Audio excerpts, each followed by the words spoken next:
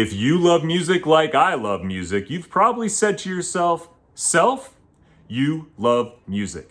Why don't you go prove that love to a bunch of drunk random strangers?" And that, my friends, is called being a DJ. Do you want to be a DJ? Yes. Yes, you do. More than anything in the whole world. With this incredibly short course, a tiny bit of inspiration, and an insane amount of luck, you too could be the next Avicii. Meaning superstar DJ and not dead. You know what I mean. Quite simply put, it's someone who plays recorded music. Earth Tamikis, duh, okay.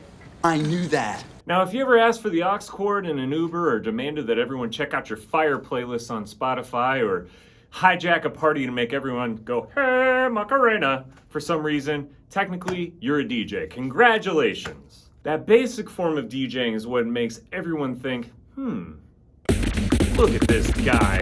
I can do that. Press play on some music. What the hell? That ain't that hard. Now, we all know that a real DJ isn't just pressing play on a playlist unless you're David Guetta. A clearer definition is someone who plays different songs with a transition between the two, i.e. without a long pause, and may attempt to blend the two songs together seamlessly.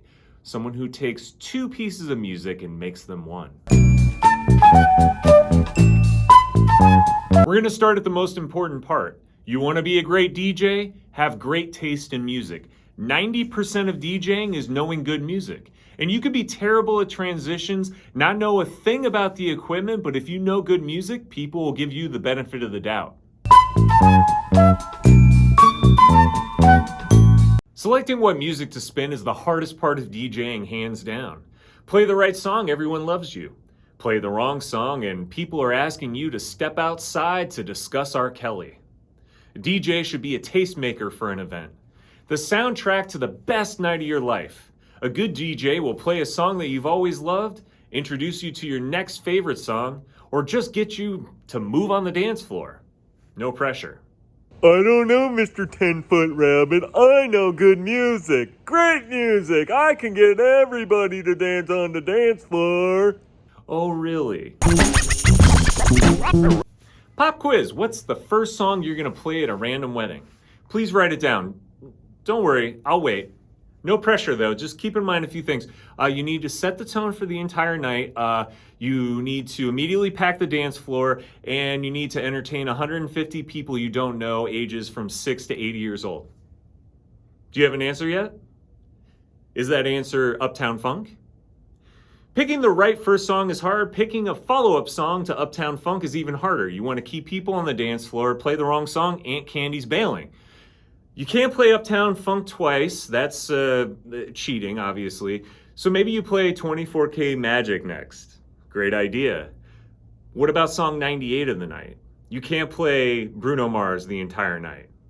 Well, Rabbit, I'm not gonna be a wedding DJ. Those people are soulless husks, and that's an easy gig. I'm an artist, and I want to spin for cool people. Cool people. Cool. If you think playing a wedding is simple, try spinning for a bar filled with random, cool, jaded Los Angeles 20-year-olds. It's easy to impress Aunt Candy, hard as hell to impress Jackson and Aiden on a pub crawl, no matter how fire your Alex Hobson remix is. This is the stuff that people get obsessed over and is clearly the toll gate to get into the world of DJing. I know when I was starting out, I didn't feel like a real DJ until I had Technique 1200s. But this stuff costs a grip. Now really, you can have an expensive mixer and the nicest decks in the world, but with technology today, you could rock a party with an iPad. Sure, this isn't going to sound as good as the decks and mixer that I have, but it's still a capable unit. Now, the ideas and concepts that I'm about to describe to you can be applied to anything from an expensive mixer to a controller to something as simple as this iPad. It's just how you apply it. A deck is simply whatever you're going to play one of your songs on. It could be a turntable, a CD player, a sampler, an iPad, a virtual deck in software, or on a controller. You need at least 2 of these bad boys in order to DJ. Now you could do it with 1 or more than 2, but I'm saving that for my masterclass.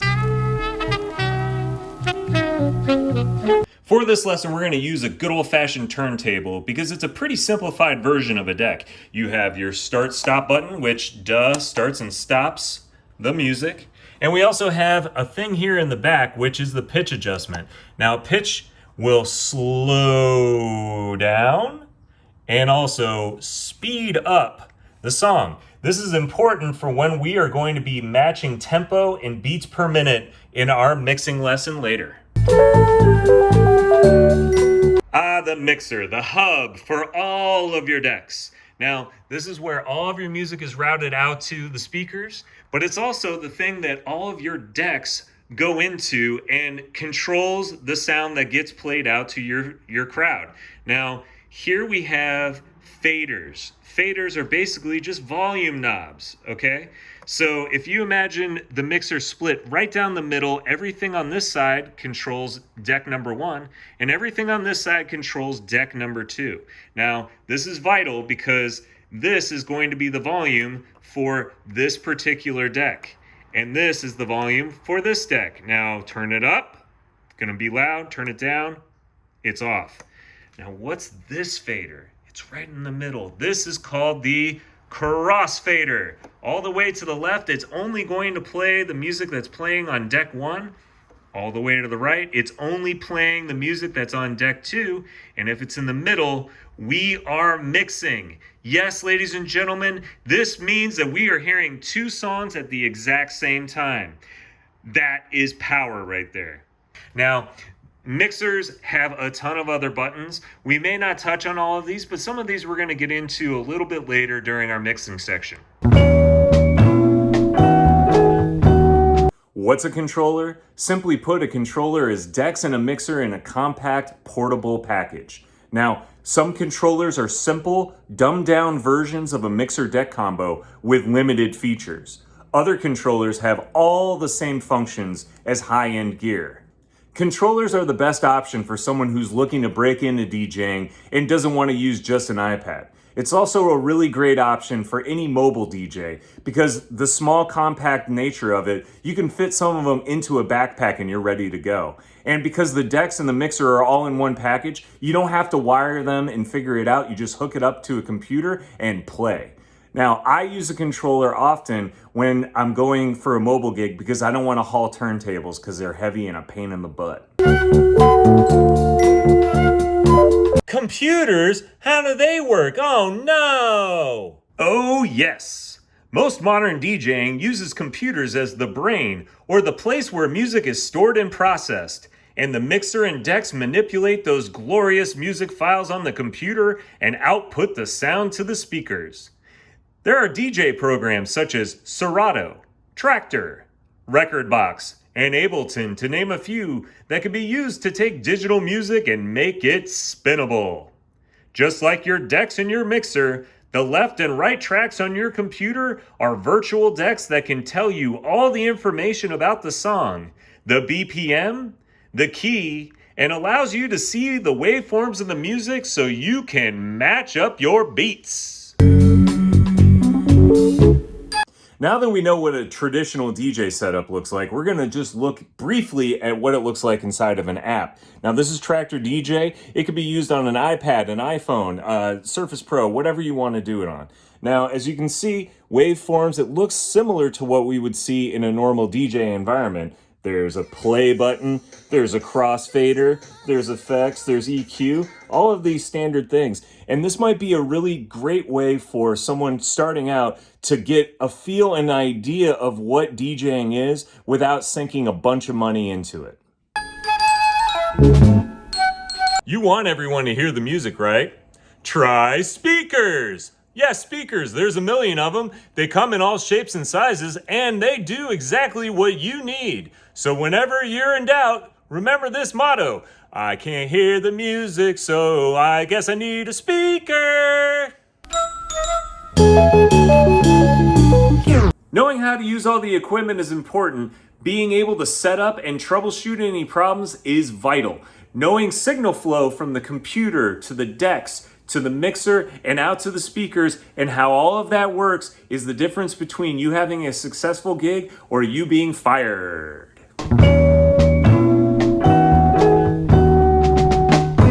Here's where the money is. The true craft of DJing. The reason why you've been watching this long, I assume. Here's the most generic, bad version of what a DJ can do. So we have a song loaded up in deck number 1, right here. And we are going to press play on that deck. And now we can hear it. It's because it's only coming out of channel 1 in deck 1.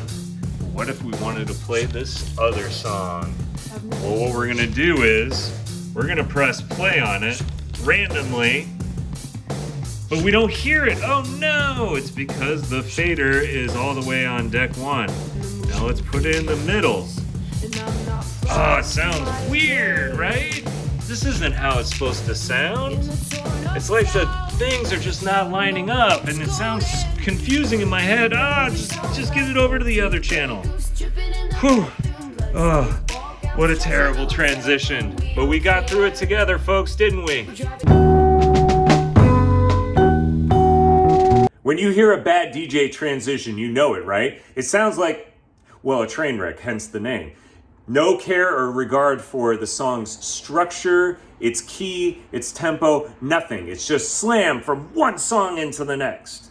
Now, how do we take a really bad transition and turn it into a good one?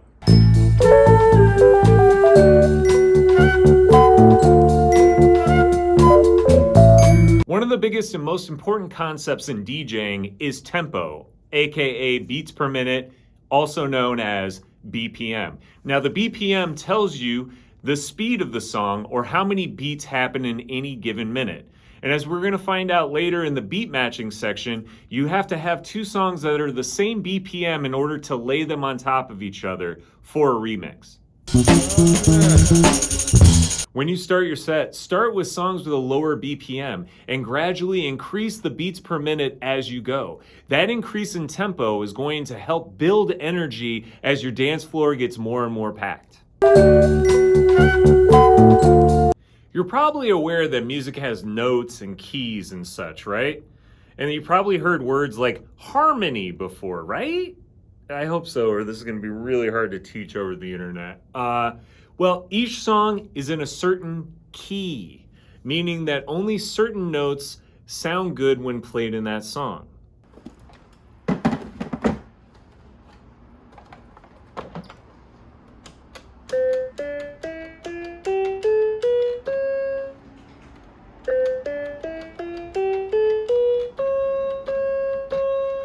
Wrong, wrong, wrong. It's in human nature to know when something's off key. We hear it, and it sends a chill down our spine, and not in a good way.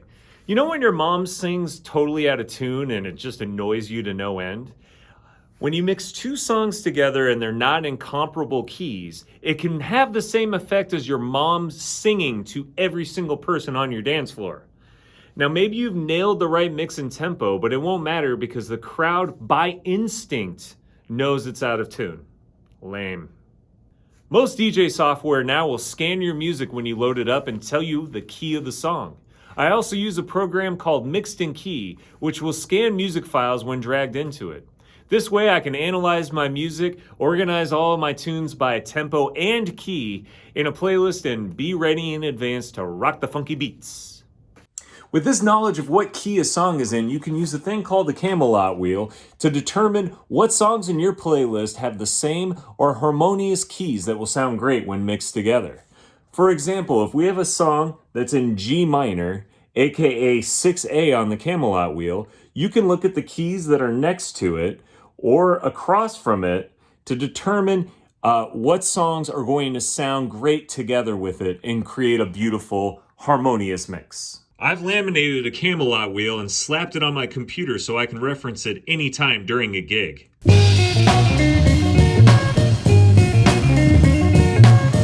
We're all experts on how a song works, but we don't even know it. Do you ever listen to a song and you know exactly when that chorus is about to drop? Can handle my love, are you for real? Don't be hasty, give you a try.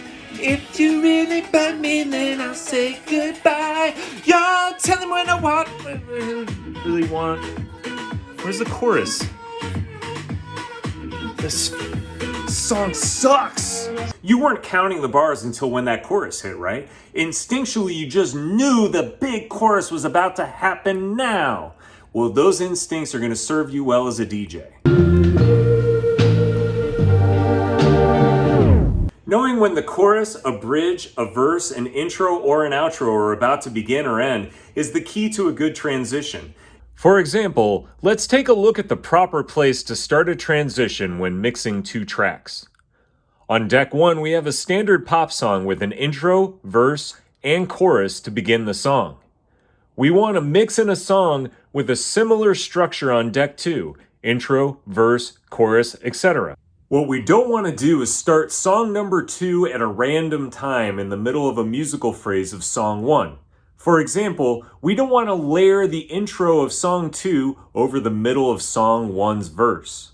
If we wait until a transition into another part of the song, in this case the start of the chorus, and drop the second song in time and on rhythm with the first, they will sound more in unison and transition better.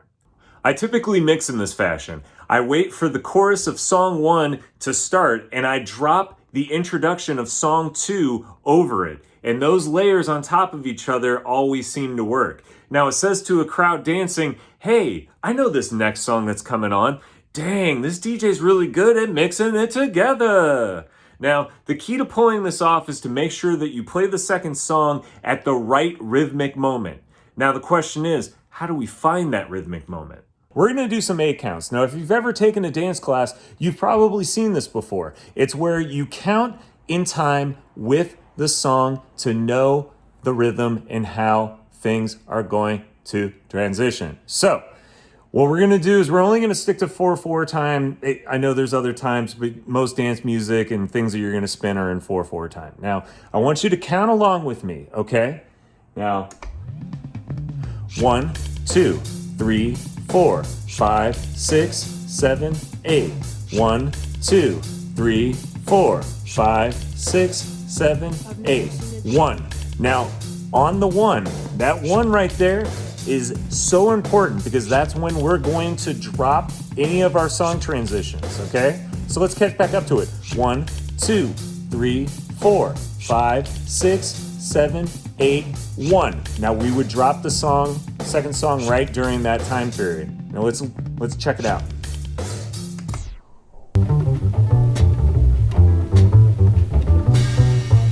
All right, for this example, we are going to put the crossfader in the exact middle position. Now that middle position is going to play both of them equally. I now have my songs queued up and we're going to drop the 1 of this song on the 1 of this song and play them both at the same time, right? Because the fader is in the middle, okay? So we're gonna just count along with it, okay? Right? 1, 2, 3, 4, 5, 6, 7, 8. 1, 2, 3, 4, 5, 6, 7, 8. 1, 2, 3. We're gonna drop it. 5, 6, 7, 8.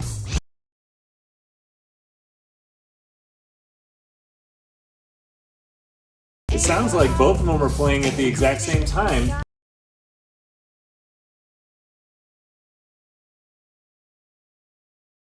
What?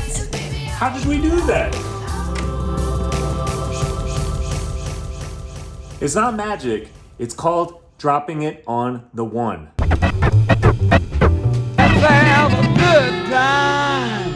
So now that we've discussed dropping it on the 1, we're going to take that knowledge and apply it to a bunch of simple transitions and build our way up. So right now on our crossfader, channel 1 is all the way up. Channel 2 is all the way down. We're gonna fade in channel 2 while fading out channel 1. And we're gonna drop track number 2 on the 1 and it's gonna make it sound even that much better, okay? So let's go ahead and press play on deck number 1. And let's get deck number 2 ready.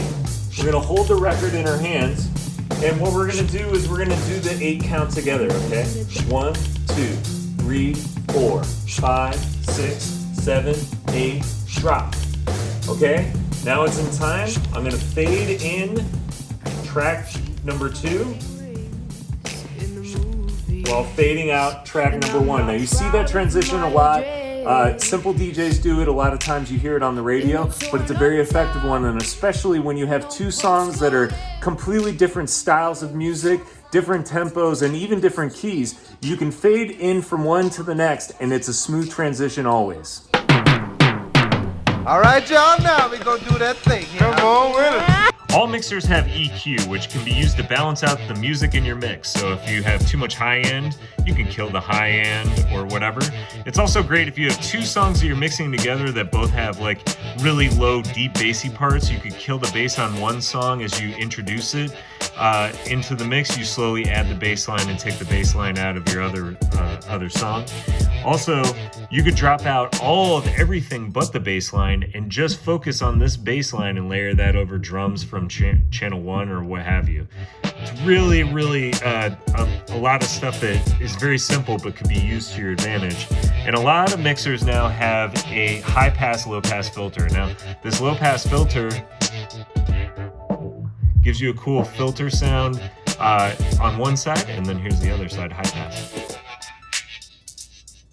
And I use these a lot when I'm transitioning between songs. Instead of fading out a song at the end of the song, I might do this on an 8 count. So 5, 6, 7, 8. 1, 2, 3, 4, 5, 6, 7, 8. So great way to transition and get out of a song. Let's have a good time. We're going to talk about effects. Most modern mixers and controllers have effects directly built into them, and most DJ software has effects in the actual browser as well. And effects are very good. They can add a lot of different transitions to your mix. Now, we're only going to cover echo and also reverb in this lesson, but feel free to explore all the different effects on your own. So we're going to press play on this track. Now, we're going to give it a standard 8 count, and we're going to echo, hit the echo and turn that on and fade this out at the same time, okay? 1, 2, 3, 4, 5, 6, 7, 8. And so it gives it a nice draggy tail. It sounds real professional sounding, okay? Now we're gonna try out what reverb sounds like. We're gonna do a build in reverb as we go, okay? So let's do it on the 1, and we're gonna build up our reverb tail, and then we're gonna end the track, okay? So 5, 3, 4, 5, 6, 7, 8.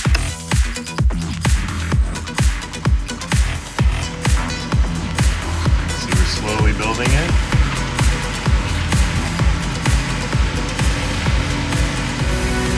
5, 6, 7, 8. So that's effects. That's only just 2 of the many multitude of effects that you can use and apply to your mix. Now, what I was doing before is a little bit of cheating. Now, dropping it on the 1 only works if the 2 songs are in the exact same tempo, aka BPM. Now, back in the day, I had to listen to it on my headphones and go, this is a little too fast, this is a little too slow, and try to manually count and figure out the BPMs. Now, with technology, it'll literally tell you right there how fast this song is going. All right, we're gonna run through what goes through my mind and what I listen to in the headphones when I'm preparing 2 different tracks, okay? So if this is the track that's being played out to my audience and my crowd, the BPM is at 88 BPMs. Now that is coming out of deck 1. Now let's listen to what's on deck number 2. Now if this was coming through my headphones, I'd be listening to this and I would look at, and I'd go, oh no! It is a BPM and 0.2 faster than the track that's being played out to everyone. So what I'm gonna do is I'm gonna go to the pitch adjust, and I'm gonna just slow down this track a little bit. And by doing so, I now know that my track is right around the same BPMs. Look, 88 and 88. That means that these two tracks are the same tempo and ready to be played on top of each other. So if we go back, and if this was being played out to my audience, I'm going to take my second track back to the very beginning, and I'm going to do that same 8 count that we were talking about before and figure out when to drop the 1 on the 1. So let's put our crossfader in the middle here, and let's all count 8 counts together and then find the 1, okay? 1, 2, 3, 4, 5, 6, 7, 8. 1, 2, 3, 4, 5, 6, 7, 8. 1, 2, 3, 4, 5, 6, 7, 8. 1, 2, 3, 4. You get it. So, as you can hear, both of these songs are playing at the same tempo, and the snares are lined up with each other. That's how you know it's a good mix, because when the two snares are not lined up with each other, it sounds like it's clapping and it's kind of a weird mix. And so you can visually look and see this track here is moving just a tiny bit faster than the other one. So what I'll do here is just slow down the record a little bit with my finger. It's called a nudge, and it's the same thing that happens in they have it in digital programs and anything else. And when you get into this type of lane and you have the two songs playing together pretty well, you can kind of get funky with it. With the faders, you can start messing around with a high pass filter. You could cut out all of the bass. You could even do some effects like this. The world is your oyster at that point. So drop it on the 1 and have some fun.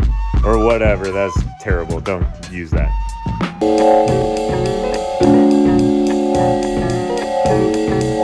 One of the great things about advances in technology is that it allowed DJs to use cue buttons. Now, what is a cue button? Well, let me show you.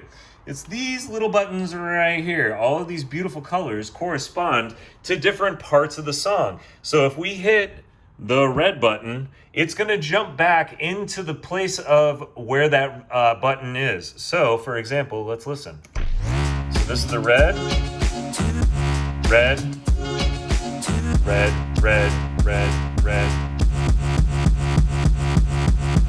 red. Okay, so with that in mind, each one of these you can assign to any different section of the song.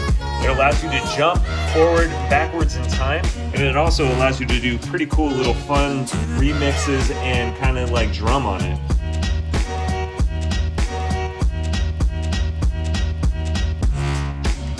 Whatever it is. But it's a sick thing. It's sick. I don't know why I said that. It's a really interesting thing that you can do to DJ and remix tracks on the fly is what I'm trying to say. Blech. Now that you know what to play, how to play it, and you've practiced over 10,000 hours, you're ready for your first gig. Ibiza, here you come! Not so fast. Now, to be put in charge of a vibe of a party is a very tall task. Realize that all the practice in the world doesn't prepare you for being on stage and having everyone looking and listening to your every move. The best DJs that I know are ultimately crowd pleasers, entertainers who want to make people have a good time and get butts on the dance floor. While it's painfully obvious to anyone in a crowd when a DJ is playing songs that no one likes, it's hard sometimes because you're so focused on the craft of DJing and not looking at the people.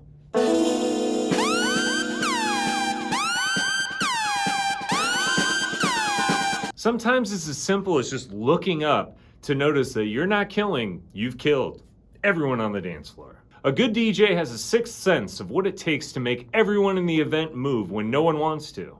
Sometimes it's an obvious clue, just take a look at the room. You see someone in a band t-shirt, play that band. Or you do some mental demographic work. That's a woman in their 20s, play Cardi B. Oh, that guy's wearing all black, play some Slayer. If you're DJing your grandfather's retirement party, Back That Ass Up isn't going to bring all the boys to the yard. unless your grandpa is juvenile, either the rapper or just kind of immature. Wherever you're going to DJ, ask the venue, person who booked you, or the lady who owns the zoo what kind of music they would like and or want you to play. Knowing what is expected is the key to a successful gig. Which brings us to a tip of the day. I always ask the people who hired me to put together a playlist of all the songs that they love. Then I create a folder with those songs in it. I add more music that I think matches the artists, genres, and eras of that original client playlist. This informs me of what I'm going to play on any given night and gives me a good idea of where to start. And also at any point during the night, if the natives get restless about the dance floor, song selection, or the fact that they're too drunk to be in public, I can put on a song that they want to hear, most likely Uptown Funk, and a calm will fall on the crowd. Let's get real about the reasons why you want to DJ for a second. Ask yourself, why do I want to DJ? Is it because I love music? Is it because I love entertaining people? Or do I want to be famous beyond my wildest dreams? Before you embark on this endeavor and you sink thousands of hours into practice and thousands of dollars into equipment and music and embarrass yourself in front of thousands and thousands of people, you must always love music, always want to entertain people, and don't really care about being rich and famous until you headline Ultra. Clear eyes, full heart, can't lose. I leave you with one parting word from the poet-philosopher David Bowie. The best DJs in the world know how to pull music from a bunch of different places and make it work as a cohesive whole. That man's a genius, and you can be too. Probably not. Goodbye, and thank you very much for your time.